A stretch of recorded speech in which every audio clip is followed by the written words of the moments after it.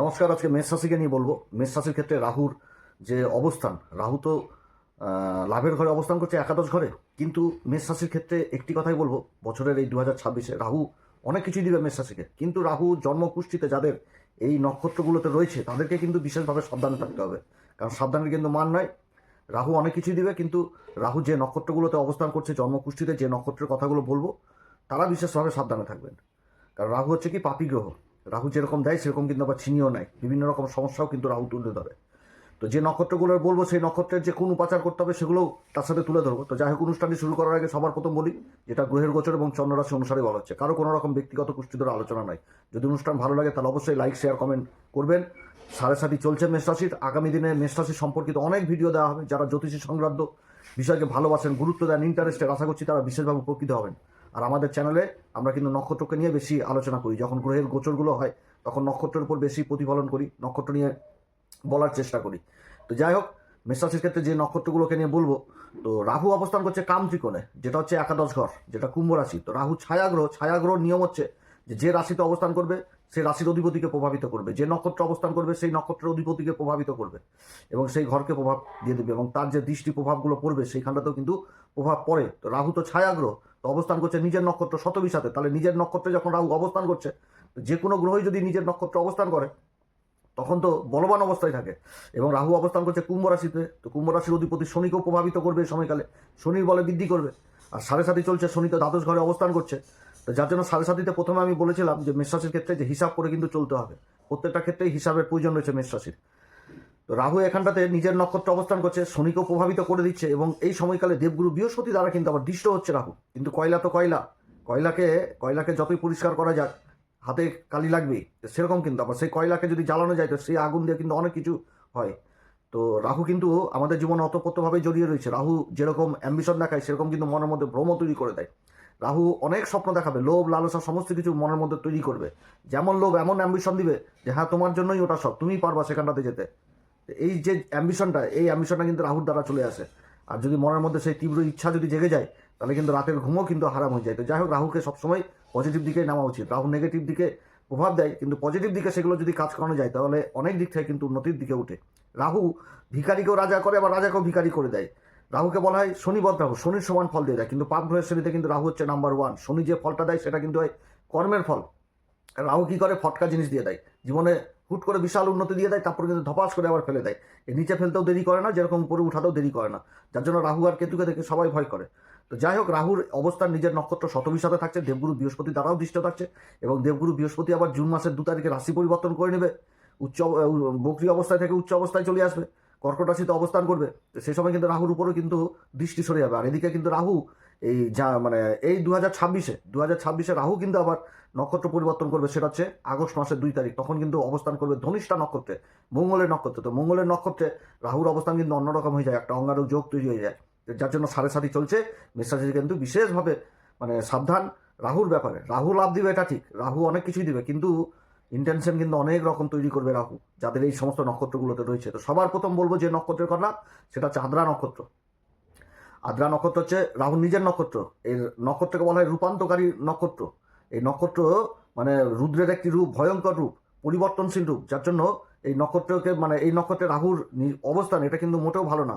এখানে কিন্তু অশান্তি, গণ্ডগোল এগুলোর কিন্তু সূচনা দিবে। এবং মেষ রাশির ক্ষেত্রে এই আদ্রা নক্ষত্র পড়ছেই হচ্ছে মিথুন রাশিতে, 4টি চরণ পড়ে যাচ্ছে। মিথুন রাশি হচ্ছে কি 3 নম্বর রাশি, পরাক্রমের ঘর। এবং এই সময়কালে রাহুর কিন্তু পঞ্চম দৃষ্টি, এই রাহুর দৃষ্টি কিন্তু সেই মেষ রাশির উপরে, মেষ রাশির এই 3য় ঘর মিথুন রাশিতেই থাকছে। অতএব এই সময়কালে মনের মধ্যে কিন্তু অনেক ধরনের ভ্রম তৈরি করবে। বাড়ির বড় ভাই বোন, দাদা দিদি, সেরকম কিন্তু বাড়ির ছোট ভাই বোনদের সাথেও কিন্তু অশান্তি, গণ্ডগোল এগুলো হওয়ার সম্ভাবনা থাকবে। একটুতে মাথা গরম হয়ে যাওয়া, গণ্ডগোল করে নেওয়া, এগুলো কিন্তু থাকছে এই নক্ষত্রে, এই আদ্রা নক্ষত্রে। আদ্রা নক্ষত্রে বুঝতে পারে না, খুবই কিন্তু মাথা গরম করে ফেলে, একটুতেই মাথা গরম হয়ে যায়। মাথাকে এতটা রাগ হয়ে যায়, ক্রোধ জীবনে চলে আসে। যাদের আদ্রা নক্ষত্রে রাহুর অবস্থা রয়েছে মেষ রাশি, দেখবেন প্রচণ্ড ক্রোধী হয়ে যায় এরা, একটুতেই ধৈর্য হারিয়ে ফেলে, এরকম কিন্তু হয়। তারপর যদি আবার কোনো পাপী গ্রহ দৃষ্টি আবার পড়ে যায় তাহলে কিন্তু হয়ে গেল, আরও অশান্তি করে দিবে।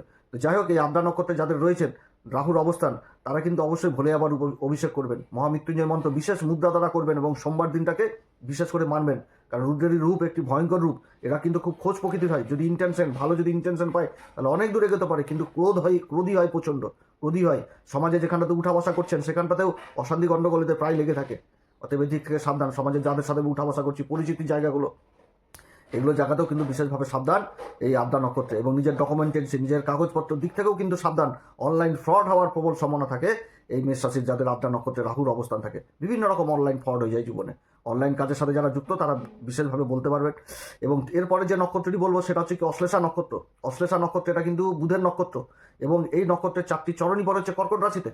4টি চরণ কর্কট রাশিতে পড়ে। এটা কিন্তু আরও সাংঘাতিক নক্ষত্র এই অশ্লেষা নক্ষত্র। অশ্লেষা নক্ষত্রে রাহুর অবস্থানে মানে নিজের চরিতার্থ, নিজের জিনিসকে হাসিল করার জন্য এরা অনেক কিছু তৈরি করে দেয়। মনের মধ্যে ভ্রম থেকে, বেআইনি পথ থেকে অনেক কিছু জীবনে নিয়ে আসে। গণ্ডগোল অশান্তি নিজেদের মধ্যে করে দেয়, বন্ধু বান্ধবদের মধ্যে সংযোগ বিচ্ছিন্ন করে দেয়। খুবই মানে খারাপ। মানে চতুর্থ ঘরে এই অশ্লেষা নক্ষত্র বলছে নিজের হকের জিনিস, নিজের জিনিস মানে ছিঁড়ে নেওয়া, এক কথায় বলে মানে মানে ছিনিয়ে নেওয়া, যে আমার এটা পছন্দ হয়েছে, আমার এটাই লাগবে, এইরকম জিনিস। জেদি হয় প্রচণ্ড, জেদি হয়। মায়ের সাথে সম্পর্ক নষ্ট হয়, পিতার সাথেও সম্পর্ক নষ্ট হয়, বন্ধু বান্ধবদের সাথেও সম্পর্ক নষ্ট হয়ে যায়। এবং যারা রাজনীতির সাথে যুক্ত রয়েছেন তারা বিশেষভাবে কিন্তু সাবধান। যে অনলাইন কথাবার্তা বলছেন, মোবাইলে কথাবার্তা বলছেন, ধোঁকাধারী হওয়ার প্রবল সম্ভাবনা থাকবে। কাউকে কোনো কিছু বলতে গেলে, লেখাপড়ি বা জায়গা জমি সংক্রান্ত যে কোনো কাজ, যে কোথাও কোনো ইনভেস্টের ব্যাপার থাকলে হাজারবার চিন্তা ভাবনা করেই কিন্তু ইনভেস্ট করতে হবে অশ্লেষা নক্ষত্রে, না তো পরবর্তীতে গণ্ডগোল অশান্তির সূচনা হবে। তো অশ্লেষা নক্ষত্রেও মানে এদের সাথে ধোঁকাবাজি খুব হয়ে যায়, খুবই ধোঁকাবাজি। যেরকম ধোঁকা খায় সেরকম কিন্তু আবার ধোঁকাও দিয়ে দেয়। কারণ অশ্লেষা নক্ষত্রের মানে চিহ্নই হচ্ছে সর্প। তো সর্পর কী হয়, সর্পর কিন্তু খোলসও ছাড়ে। তো সেরকম কিন্তু জিনিসটা উঠে আসে, মানে খুবই রংবাজি হয়ে যায়, ধোঁকাবাজি হয়ে যায়। এরকম হয় অশ্লেষা নক্ষত্রে রাহুর অবস্থান। বুঝতে পারবে না, চিনতে পারবে না, কারো মুখের কথাতেই হ্যাঁ হু বলবে, এবং নিজের ভৌতিক সুখ, বাড়ি ঘরের সুখ থেকে দূরে থাকে এরা, দূরে চলে যায়। এরকম হয়ে যায়, এক জায়গাতে মন টিকে না। তো এদের ক্ষেত্রেও বলছি, যাদের রয়েছে তারা কিন্তু ভোলে আবার বিশেষ অভিষেক করবেন।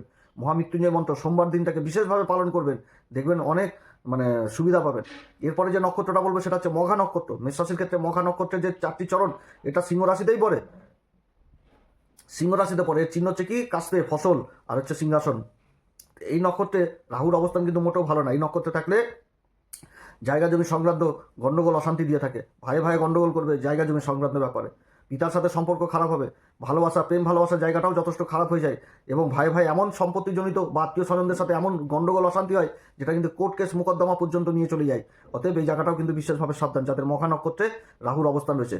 এই সমস্ত জাতক জাতিরা অবশ্যই পিতৃদের উদ্দেশ্যে কিছু না কিছু দান করবেন। যেদিন অমাবস্যা সেদিন স্নান করে ব্রাহ্মণ পূজারীর 5 আশীর্বাদ দিবেন, 5 রকম ফল দক্ষিণা দান করবেন। এবং তার সাথে রাস্তার কুকুরকে প্রত্যেক দিন অন্ধকার খাওয়ানো উচিত এদের। তাহলে এই জায়গাটা যথেষ্ট ভালো হবে। এরপরে যে নক্ষত্রের কথা বলবো সেটা হচ্ছে চিত্রা নক্ষত্র। চিত্রা নক্ষত্রের 2টি চরণ পরে হচ্ছে কন্যা রাশিতে, আর 2টি চরণ পরে হচ্ছে তুলা রাশিতে। তো এই নক্ষত্রেও থাকাকালীন যারা সরকারি চাকরিজীবী, যারা সরকারের সাথে যুক্ত রয়েছেন কাজকর্মে, বা যারা ইঞ্জিনিয়ারিং লেভেলে রয়েছেন, যারা কোথাও কোনো কিছু প্রোডাকশন করছেন, বা কোথাও কোনো নির্মাণ বস্তু বা কোনো কিছু তৈরি হচ্ছে, সেই সমস্ত কাজের সাথে যারা যুক্ত রয়েছেন তারা নিজের মুখের বাণীর দিকে যথেষ্ট সাবধান। যে আমি কোনো কথা বলে দিলাম, সেটাই কেউ হয়তো ঝোঁকের মাথায় বলে দিলাম, তো সেই কাজটাই ধরে নিয়ে করে বসে থাকলো। অতএব এদিক থেকে মাথা ঠান্ডা করে এই জায়গায় করতে হবে। চিত্রা নক্ষত্রের অধিপতি হচ্ছে মঙ্গল, এবং অধিপতি দেবতা হচ্ছে বিশ্বকর্মা। একটুতে মাথা গরম হয়ে যাবে, ভুলভাল ডিসিশন নিবে, শত্রু তৈরি করে দিবে, এরকম হয়ে যাবে। পার্টনারশিপে যারা ব্যবসা বাণিজ্য করছেন তারাও বিশেষভাবে সাবধান। নিজেদের মধ্যে রাগঢাক রাখবেন না, না তো কিন্তু অশান্তির শিকার হবে। এই চিত্রা নক্ষত্র দাম্পত্য জীবনে ইফেক্ট দিয়ে দেয়। যাদের তুলা রাশিতে পড়ে যাচ্ছে যে 2টি চরণ, 3য় চরণ, 4র্থ চরণ, এই সমস্ত নক্ষত্রে যাদের এই নক্ষত্রে যাদের রাহু রয়েছে তারা বিশেষভাবে কিন্তু বাবা বিশ্বকর্মার পূজা করবেন। বাবা বিশ্বকর্মাকে অবশ্যই স্মরণ করবেন এই চিত্রা নক্ষত্রে। এরপরে যে নক্ষত্রের কথা বলবো সেটা হচ্ছে স্বাতী নক্ষত্র। স্বাতী নক্ষত্রও কিন্তু হচ্ছে রাহুর নক্ষত্র। স্বাতী নক্ষত্রে রাহু যথেষ্ট ভালো ফল দেয়, এটা ঠিক। এই প্রত্যেকটা নক্ষত্রে প্রভাব ভালো দিবে যদি ইন্টেনশন ভালো থাকে। কিন্তু রাহু যতই ভালো অবস্থাতে থাকুক, যে 90 ভাগ যদি ভালো দেয়, তো 10 ভাগ খারাপ দিবে। 10 ভাগ এমন খারাপ দিবে যে ত্রাইমাম করে দিবে। অতএব আগে থেকে সাবধান হতে হবে আমাকে। সেই জায়গাগুলো আগে থেকে ঠিক করতে হবে, যেমন এটা কেন হচ্ছে, কি কারণ হচ্ছে, এটাই তো জানতে পারছি যে নক্ষত্রের প্রভাব রয়েছে। তো স্বাতী নক্ষত্রে কিন্তু এরকম। স্বাতী নক্ষত্রে ব্যবসায়িক মাইন্ডেরটা যথেষ্ট উঠে আসে, সামাজিক পরিস্থিতি জিনিসটাকে বিশেষভাবে উঠে আসে, লাভের অঙ্ক বিশেষভাবে উঠে আসে। যারা পার্টনারশিপে ব্যবসা বাণিজ্য করছেন নিজের মধ্যে রাগঢাক রাখবেন না। যোগাযোগের ব্যবস্থা যথেষ্ট মানে রাহুর এই জায়গাটা যোগাযোগ ব্যবস্থা যেরকম দিবে সেরকম আবার কিন্তু অশান্তিও গন্ডগোল হবে। যে কাউকে মালের জন্য অর্ডার দিলাম, কাউকে একটা চেক লিখে রেখে দিলাম, বা কারোর কোনো সরকারি কাগজপত্রে না বুঝে সুঝে সই করে দিলাম, তখন কিন্তু অশান্তিতে পড়তে হবে। যেখানে চেক দিবেন বা কিছু লিখলেন 1 তো হয়ে যাবে 2, তখন কিন্তু মান সম্মান নিয়ে টানা আসতে হবে। এবং স্বাতী নক্ষত্রে রাহুর অবস্থানে কি হয় যে মানে সমালোচনা জিনিসটা পছন্দ করে না। কেউ আমাকে নিয়ে সমালোচনা করুক, পিছন দিক থেকে কোনো কথা বলুক, আরও মাথা গরম হয়ে যাবে, গন্ডগোল অশান্তি অশান্তি, আর যে গন্ডগোল অশান্তিটা হবে সেটা কিন্তু ছোটোখাটো হবে না, বড় অশান্তি হয়ে যাবে, প্রথমে ছোট তারপরে বড়। তো সাথী নক্ষত্রে রাহুর যে অবস্থান, যাদের রয়েছে জন্মছকে মেষ রাশি, তাদেরকে অবশ্যই বলবো সরস্বতী মার পূজা করতে। এবং এরপরে যে নক্ষত্রটি বলবো সেটা হচ্ছে জ্যেষ্ঠা নক্ষত্র, অষ্টম ঘরে পড়ে। জ্যেষ্ঠা নক্ষত্রের 4টি চরণ বৃশ্চিক রাশিতে পড়ে যায়। এটা সংঘর্ষের নক্ষত্র, চ্যালেঞ্জের নক্ষত্র।